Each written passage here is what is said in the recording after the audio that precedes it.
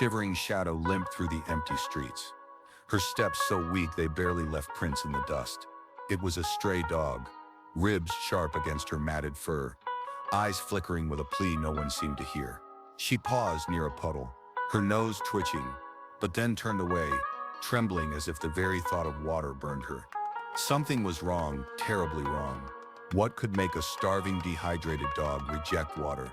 The answer, discovered in a vet's exam room, would leave everyone stunned. Stick with me, because this story isn't just about a dog. It's about survival, trust, and a truth that hits harder than you expect.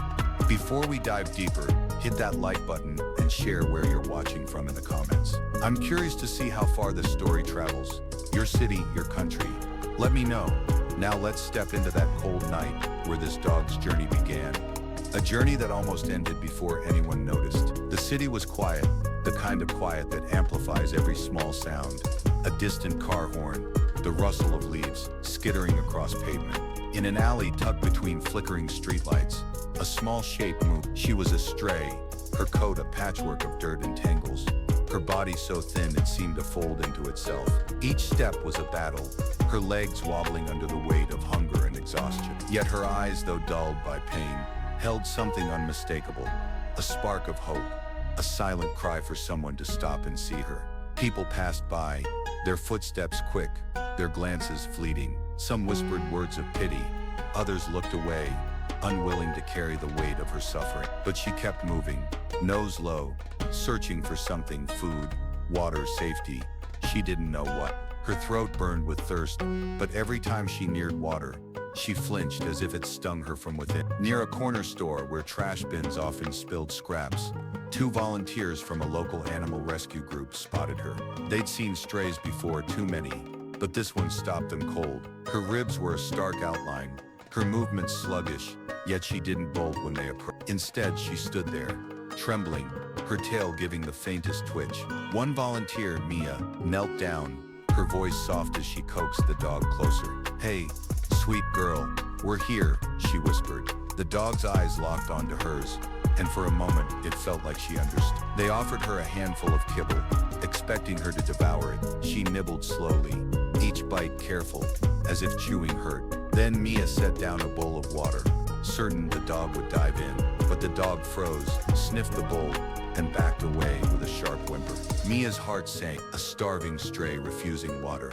That wasn't just unusual, it was a red flag waving in their faces. The other volunteer, Sam, crouched beside her. "Something's not right," he said, his voice They tried again, nudging the bowl closer, but the dog recoiled, her body shaking as if the water itself was a threat. Her tongue flicked out for a split second, then she yelped, pulling back.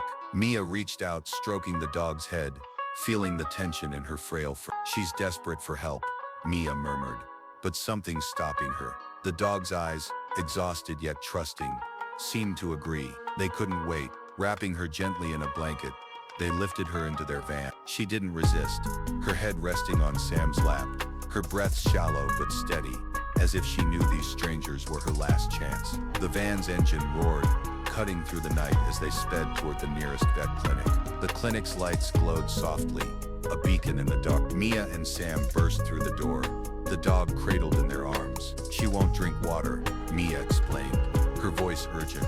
"Something's wrong with her mouth." The staff moved quickly, clearing an exam table. The dog, too weak to stand, lay still, her eyes darting around the bright room. Her ears flicked back, but she didn't fight. It was as if she'd surrendered to whatever came next, trusting these strangers to help. The vet, Dr. Ellis, a man with steady hands and kind eyes, knelt beside her.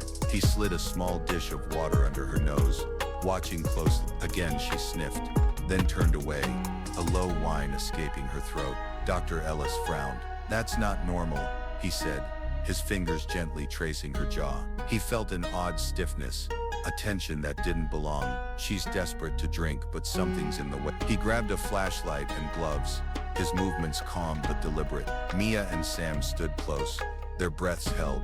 The dog trembled, her eyes wide with fear but unmoving, as if she sensed the truth about to be revealed. Dr. Ellis gently pried open her jaws, shining the light inside. At first everything looked as expected.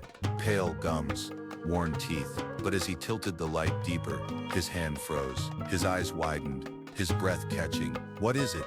Mia asked, her voice barely above a whisper. Dr. Ellis didn't answer right away. He leaned closer, the beam illuminating something unthinkable.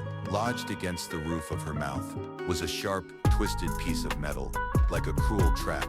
It had cut into the soft tissue, leaving dried blood and raw wounds. Every attempt to drink would have stabbed her from the inside. Mia gasped, her hand covering her mouth. "How long has she been like this?" she whispered. Dr. Ellis's face was grim. "Days, maybe weeks. She must have found it scavenging." The metal, likely a piece of wire or debris, had become a torture device, making every sip agonizing. Her refusal to drink wasn't stubbornness, it was survival. The room fell silent, the weight of her pain sinking in. Dr. Ellis didn't hesitate. "We need to act now," he said, his voice firm. "If we don't remove this, she won't make it." The staff sprang into action, preparing tools while Mia and Sam stood by, their hearts pounding. The dog's eyes flickered, as if she knew the battle ahead. Dr. Ellis worked with precision, his tools navigating the jagged metal. The dog whimpered, her body tense, but Mia's soft words kept her calm. "You're so strong," she whispered, stroking her head. The metal was stubborn, its edges hooked deep into the tissue. Each careful tug brought a wince from the dog, and sweat beaded on Dr. Ellis's brow. The room was quiet, except for the clink of instruments and the dog's ragged breaths. Minutes stretched like hours, every second heavy with the stakes. Finally, with a delicate pull, the metal gave way. Blood welled up, but the obstruction was gone. Dr. Ellis quickly cleaned and treated the wounds, applying medication to prevent infection. The dog collapsed, exhausted but alive. A staff member brought fresh water. This time, the dog sniffed, hesitated, then lapped at the bowl. The sound of her drinking, a soft, steady rhythm, filled the room with relief. Mia's eyes welled up, and Sam let out a shaky laugh. "She made it," he said, almost in disbelief. The staff cheered quietly, their exhaustion giving way to hope. The dog, though weak, lifted her head slightly, her eyes brighter than before. It was as if she felt the shift, the pain easing, the chance at life returning. By morning, sunlight spilled through the clinic windows, warming the blanket where the dog lay. Her breathing was steady, her body relaxed for the first time in weeks. Dr. Ellis checked on her, smiling as he saw the nearly empty water bowl. "She's healing," he said, his voice warm.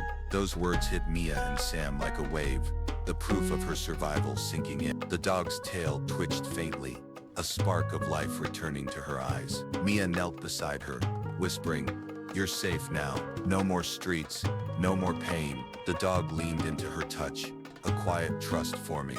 Word of her rescue spread quickly. Locals visited the clinic, bringing donations and asking about adoption. The stray, once invisible, became a symbol of resilience. Her story wasn't just about survival.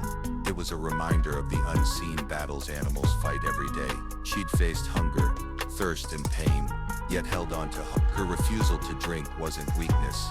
It was her body's desperate way of protecting itself. The metal in her mouth could have ended her, but kindness, persistence, and skill gave her a second chance. This story teaches us something vital.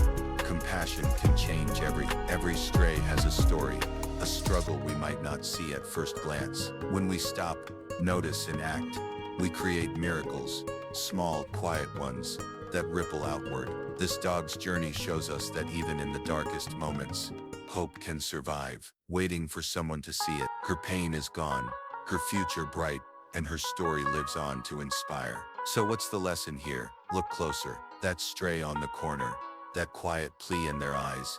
It might be a cry for help. Only you can answer. And if this story moved you, share it. Let's spread the word that every life matters, no matter how small or forgotten. Drop a comment with your thoughts. Have you ever helped a stray? Or maybe this inspires you to start. I'm reading every single one, so let's keep this conversation going. Until next time, keep looking out for those who need you most.